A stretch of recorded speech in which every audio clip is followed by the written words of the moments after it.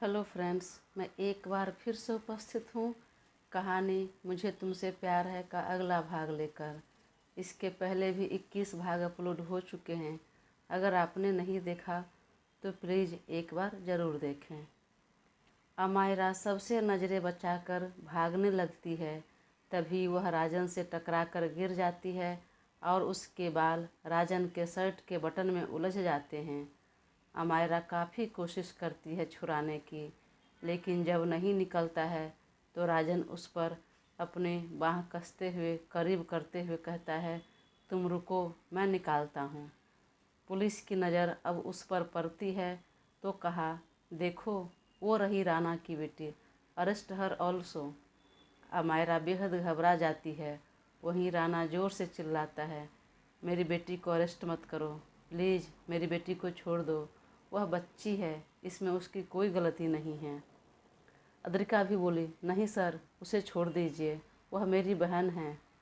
तब तक उसके बाल बटन से निकल जाते हैं और राजन उठकर खड़ा हो जाता है और अमायरा की दोनों बाह पकड़कर उठाकर खड़ा कर देता है। राणा एक बार फिर गिड़गिड़ाता है, प्लीज़ छोड़ दीजिए उसे। लेकिन अमायरा आगे बढ़कर पुलिस के पास आती है और अपना दोनों हाथ आगे करते हुए कहती है, नहीं सर, आप मुझे अरेस्ट कर लीजिए। लेकिन क्यों बेटा, इसमें तुम्हारी कोई गलती नहीं है। कैसे गलती नहीं है? मैंने भी बहुत गलती की है पापा, आपका और माँ का साथ दिया है, अद्रिका पर गोली चलाई, किडनैप भी किया, तो कैसे गलती नहीं हुई? और अब आपको क्यों तकलीफ़ हो रही है इतनी? जो भी पनिशमेंट मिलेगी मुझे लीगली मिलेगी, कानूनन तौर पे मिलेगी। मैंने जो अपराध किया है उसके लिए मिलेगी। पर आपने आपने तो न जाने कितने मासूम को, कितने लड़कियों को न जाने कैसी कैसी सज़ा दी है, वह भी बिना गलती के। तभी तो आपको दर्द नहीं हुआ और आज अपनी बेटी को देखकर तकलीफ़ हो रही है, छोड़ देने के लिए कह रहे हैं। पापा, मैं आपके सभी गलत कामों में साथ दे रही थी, पर अगर मुझे भनक रहती, पता रहती कि आप लड़कियों की तस्करी करते हैं, तो शायद कब का मैं आपका पर्दाफाश कर दिया होता। सर, मुझे छोड़िए मत, और इन्हें भी नहीं। राणा हक्का बक्का बेटी को देखता रह गया। क्यों पापा, क्यों किया आपने इतना गलत काम, इतना बड़ा अपराध? आप मासूम लड़कियों को बेचते थे, यह जानते हुए भी कि आपकी भी एक बेटी है। राणा कुछ नहीं बोला। सर, इन्होंने बहुत गलत काम किए हैं और इसके लिए पीछे कितने दुश्मन होंगे जो किसी न किसी तरह बदला लेना चाहते होंगे, और उनमें से मैं किसी के हाथ लग जाऊं, उनका शिकार बन जाऊं। इससे अच्छा है आप ही मुझे अरेस्ट कर लीजिए, अपने तरीके से जो पनिशमेंट देना है दे दीजिए, मैं तैयार हूं और अपनी सारी गलती स्वीकार करती हूं। लेकिन अद्रिका फिर रिक्वेस्ट करती है तो पुलिस उसे अरेस्ट नहीं करती है, लेकिन यह देखने और जानने से पहले ही राणा की गाड़ी में बिठाकर पुलिस लेकर चली जाती है। तब अनुभव कहता है, अरे सज़ा तो उसको मिलनी चाहिए, आखिर अद्रिका पर उसने ही गोली चलाई थी, किडनैप भी अपनी माँ के साथ मिलकर इसी ने किया था। बोलकर अनुभव अपना गन निकाल लिया। अद्रिका चीख पड़ी, अनुभव नहीं, मेरे परिवार में तो सभी खत्म हो गए, एक यही बहन तो मेरी बच गई है, तो इसे कुछ नहीं करोगे तुम? हाँ, इसने जो किया है उसकी सज़ा मिल गई इसे, माँ बाप दोनों का साया उठ गया, तो अब और कुछ सज़ा मत दो इसे। लेकिन अनुभव ने उसकी एक नहीं सुनी और गन उसके ऊपर पॉइंट करने लगा। तब तक राजन आगे बढ़कर अमायरा को एक पाया से लगाकर खुद के बॉडी से कवर करते हुए कहा, नहीं भाई, इसे कुछ मत कहो, बहुत प्यारी है, अब इसमें इसके अकेले की तो गलती नहीं है, जो भी किया माँ बाप ने उकसाया इसलिए किया, तो प्लीज़ छोड़ दीजिए। फिर भी कुछ सज़ा देना है तो इसके बदले मुझे दे दो, मैं तैयार हूँ, पर यह बहुत मासूम है, इसे जाने दो। यह देखकर अद्रिका और अनुभव के साथ बाकी सभी चौंक कर हंसने लगते हैं। क्यों हंस रहे हैं? सच कह रहा हूँ, इसमें इसकी कोई गलती नहीं है। और याद है अद्रिका आपको, भाई के कहने पर जब मैं आपके लिए ड्रेस लेने गया था, आपको शायद जो बहुत पसंद आए थे, मुझे पूछ रहे थे कि किसने पसंद किया तो बता दूं कि उस दिन मॉल में मुझे यही मिली थी, इन्होंने ही सारे कपड़े पसंद किए थे। हाँ, तो इसमें इसकी कोई गलती कैसे नहीं हुई? इस काम से इसके सारे गुनाह कैसे छिप जाएंगे? छुप जाएंगे भाई, अगर आप छुपा दो तो। कितनी प्यारी बच्ची है, मासूम सी। इसको सजा देते हुए आपके हाथ नहीं कांपेंगे? तकलीफ़ नहीं होगी? नहीं होगी, बिल्कुल नहीं होगी। अरे भाई क्या बोल रहे हो, समझो ना बात को। समझ गया, बात तो यहाँ पर कुछ और ही है। हाँ सच में कुछ और ही बात है, पर प्लीज़ अभी चुप रहिए। मैं चुप हो जाऊँगा अगर तुम अपना मुंह खोलकर बोल दो कि मैं अपना दिल दे बैठा हूँ इसे। भाई आपने तो मन की बात कह दी, तो सबका कहना ज़रूरी है। अनुभव अब अपना गन हटा लेता है तो राजन को बहुत सुकून मिलता है। वह भागकर पानी का बोतल लाकर उसे पानी पिलाया और कहा, शांत रहिए, आपको कुछ नहीं होगा। अब वहाँ से सब घर जाने की बात करने लगते हैं।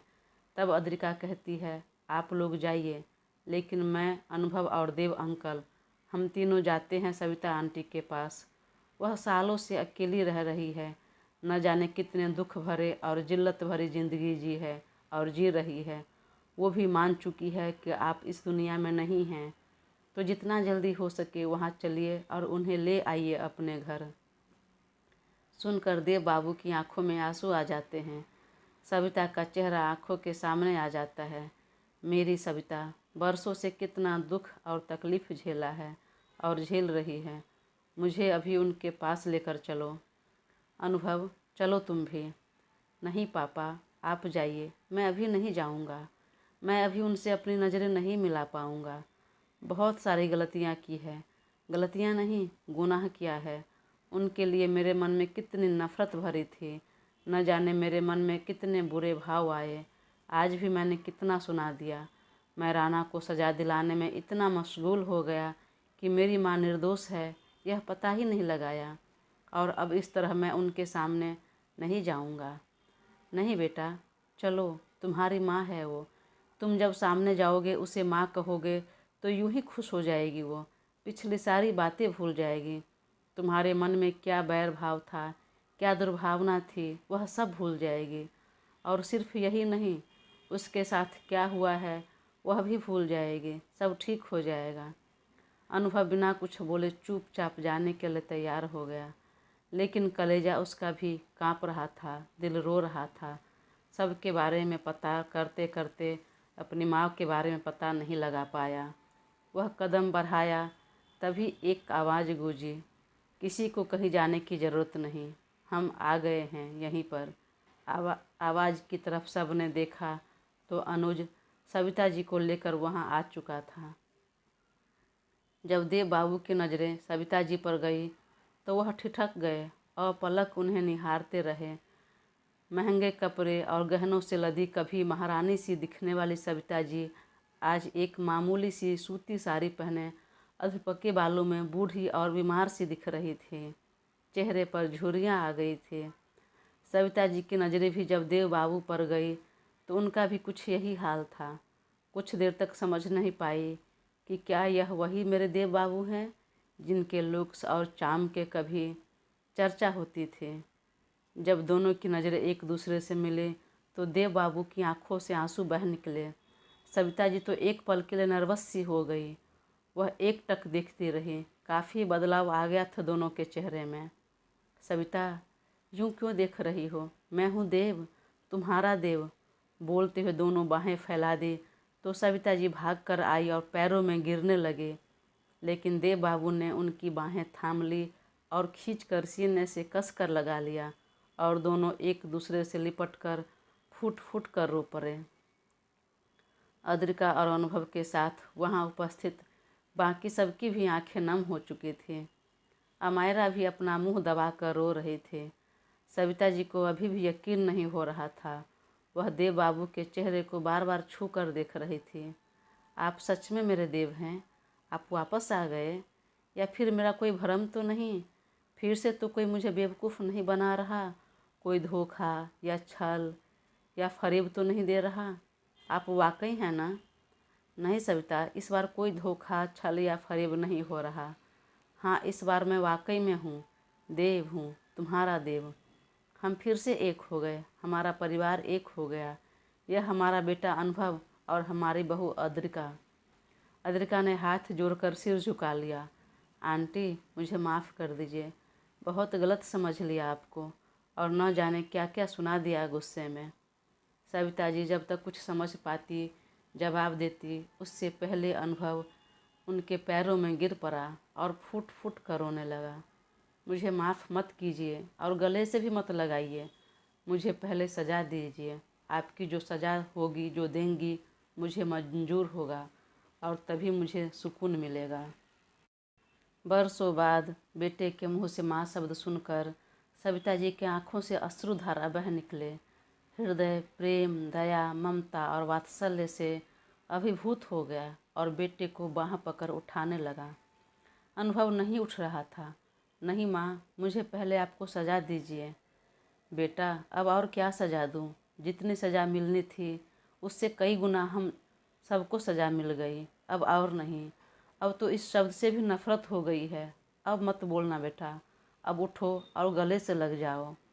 माँ के कई बार कहने के बाद भी जब अनुभव नहीं उठा, तब सविता जी बैठ गई और बेटे को सीने से लगाकर माथे को चूम लिया।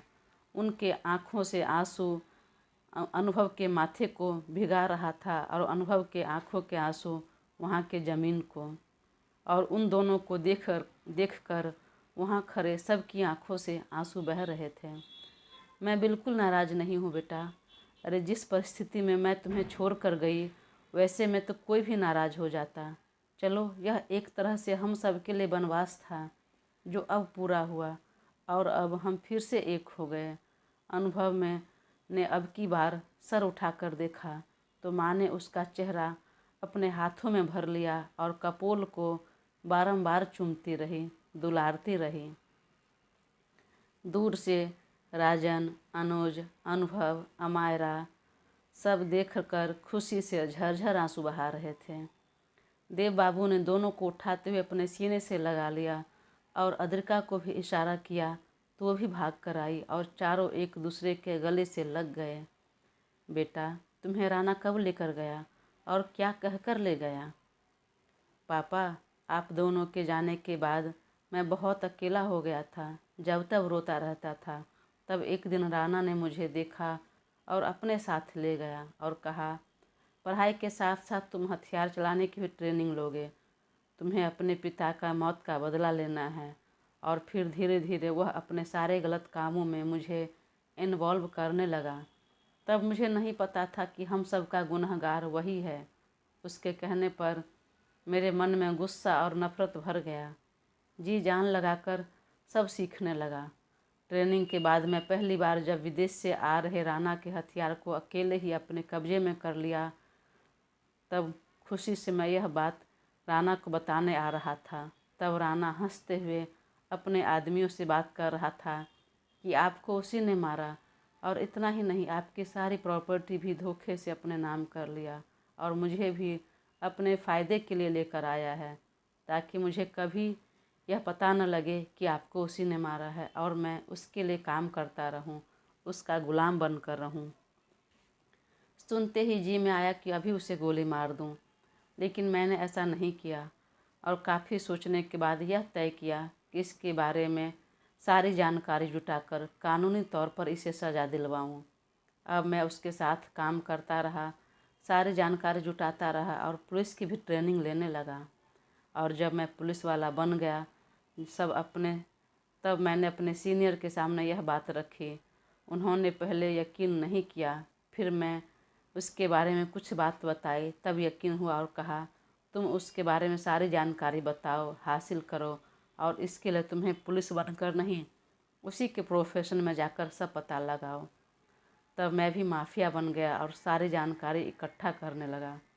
इसी बीच जय यानी कि आप कभी कभी मेरी मदद कर दिए, पर मैं यह नहीं समझ पाया कि जय के चेहरे के पीछे आप हैं। राना अपने काम में बहुत मजा हुआ था, इसलिए मेरा हर दांव के बारे में उसे पता लग जाता था। तब मैंने उसकी बेटी को किडनैप कर उसे मजबूर करने की सोची। लेकिन उसकी जगह अद्रिका को मैंने किडनैप कर लिया और अभय अंकल के कहने पर मैंने उससे शादी कर ली। फिर मुझे पता चला वह भी वही कर रही है जो मैं कर रहा हूँ। तब अंकल ने बताया कि मेरे ऑपरेशन में वह भी शामिल है। मैं भले ही राना को पकड़ लिया, लेकिन अपने मामले में बिल्कुल विफल रहा। अपने माँ बाप के बारे में नहीं पता लगा पाया। चलो बेटा, जो होना था सो हो गया, अब हम एक हैं। तभी अभय बाबू आगे बढ़ते हुए कहा, देव, जब तुम जीवित थे, बच गए, तो इतने साल तक कहाँ थे, क्यों नहीं आए? हाँ पापा, हम सब जानना चाहते हैं, आप कहाँ थे? घर चलकर बात करें? नहीं, अब और पेशेंस नहीं है, हमें यही जानना है। तब सब वहीं ज़मीन पर बैठ गए और बातें करने लगे। राजा के मरने के बाद मैं भी ये सब काम छोड़ने का निर्णय लिया और अपनी सारी संपत्ति सरकार को सौंपकर एक साधारण जिंदगी जीने की सोची। लेकिन यह बात राणा को पता चल गया और उसने हमारा समर्थन किया। मैं उसकी बातों में आ गया और एक दिन हम सब जंगल की तरफ घूमने गए तो मौका पाकर उसने हम पर गोली चला दी और मैं नीचे खाई में गिर गया। महीनों बाद जब मुझे होश आया, आंखें खुली, तो मैं एक आदिवासी कबीले में था। उस सब ने मेरी देखभाल की थी। मैं अपनी याददाश्त खो चुका था। उन सब के साथ ही रहने लगा, वही जीवन यापन करने लगा। कई साल बाद मुझे जंगल में काम करते हुए जब एक बार गोली चलने की आवाज़ सुनी, तब धीरे धीरे मुझे सब याद आने लगा, दिमाग में क्लिक होने लगा और कुछ दिनों में ही मुझे सारी बातें याद आ गई। अब मैं कबीले में बात करता तब वह मुझे आने नहीं देते, इसलिए मैं चुपचाप रात को वहाँ से निकल गया और मैं वहाँ से शहर आकर एक होटल में काम करके कुछ पैसा जमा किया। इसी बीच मैं धीरे धीरे राणा के बारे में सब पता लगाता रहा। फिर मैंने अभय यानी कि तुमसे मिला और तुम दोनों के बारे में पूछा। तब अभय ने ही बताया कि तुम्हें राणा लेकर चला गया है और तुम्हारी माँ भी जा चुकी है। मुझे तभी भी यकीन नहीं था कि तुम्हारी माँ तुम्हें छोड़कर जा सकती है। फिर अभय के साथ मिलकर मैं दुबई गया। वहाँ मुझे पता था कि राणा और उसके खास आदमी जय का आना जाना रहता है। मैंने अपने चेहरे का रंग रूप जरा बदल लिया था तो किसी को यकीन नहीं हुआ, पहचान नहीं सका और मैंने जय से दोस्ती कर ली। फिर उसके बारे में सब जानकारी जुटा लिया और उसके साथ इंडिया वापस लौटा और उसी के पेंट हाउस में बंधक बनाकर मैं जय बनकर राणा के साथ रहने लगा और सारी जानकारी इकट्ठा करने लगा।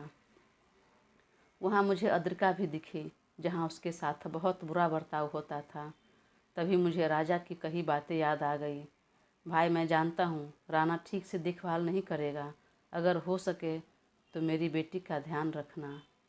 मैंने अद्रिका से बात करने की सोची, फिर लगा अगर पता चल गया तो हो सकता है हम दोनों की जान संकट में आ जाएगा।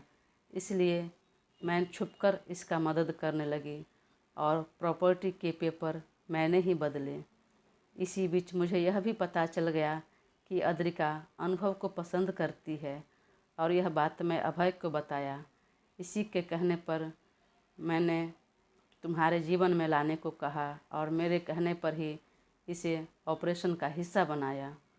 लेकिन हाँ, यह सब के बारे में सिर्फ मुझे, पुलिस और अभय को पता थी। मैंने जानबूझकर अनुभव और अद्रिका को बताने से मना किया।